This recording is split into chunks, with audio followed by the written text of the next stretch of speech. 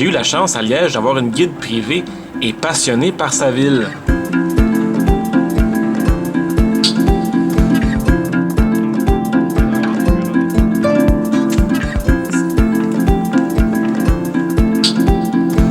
Premier arrêt, la ferme de la vache. Évidemment, on est au mois de février, alors la vache, elle doit être cachée en quelque part. Mais c'est vraiment drôle de penser qu'il y a une vraie ferme à moins de 10 minutes du centre-ville de Liège. Liège est dans une vallée, avec des collines tout autour, et une toute petite colline à l'intérieur. Hugo qui va découvrir les marches de Buren. Je vais rester ici en bas pendant que je monte tout ça. Wouhou! Un peu pour montrer à ma guide que j'étais bien capable, mais surtout à cause de toutes les bières belges que j'avais bues dans les derniers jours, j'avais besoin de cet exercice-là. Et arrivé en haut, la vue de la ville et de la Meuse, le fleuve qui traverse la ville, était vraiment magnifique. Alors, pas trop fatigué?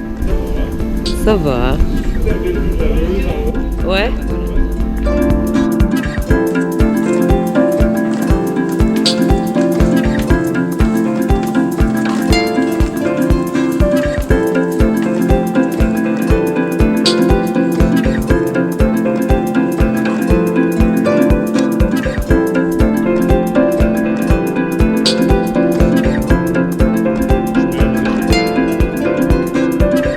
On arrive à la place du marché, devant le perron, le monument qui symbolise les libertés liégeoises.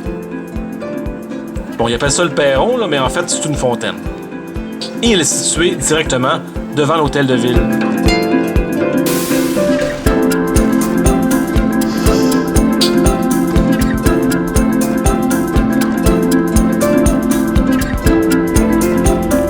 Le dimanche matin, tout le long de la Meuse, il y a ce qu'on appelle la batte.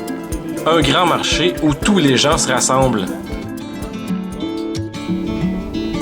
Dans ce marché-là, on retrouve des boîtes de iPhone, des confitures, du vin, des bottes, des chandails,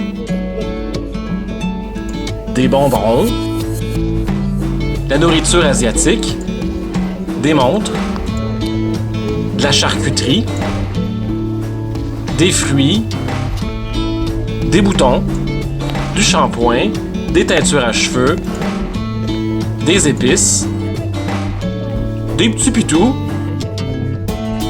des chaudrons et même des squeegees. On décide ensuite de traverser la Meuse pour se rendre dans l'Outre-Meuse. C'est un peu comme Outremont. L'autre bord du Mont-Royal, il y a Outremont, mais l'autre bord de la Meuse, il y a l'Outre-Meuse. C'est dans l'Outre-Meuse qu'il y a Tchanché, un personnage du folklore liégeois, qui est souvent représenté par une marionnette avec le nez rouge. Parce qu'évidemment, il est un peu alcoolo, il boit un peu trop de péquet.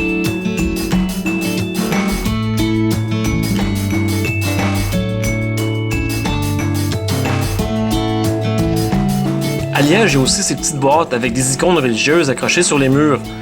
Malheureusement, je me souviens plus trop comment ça s'appelle.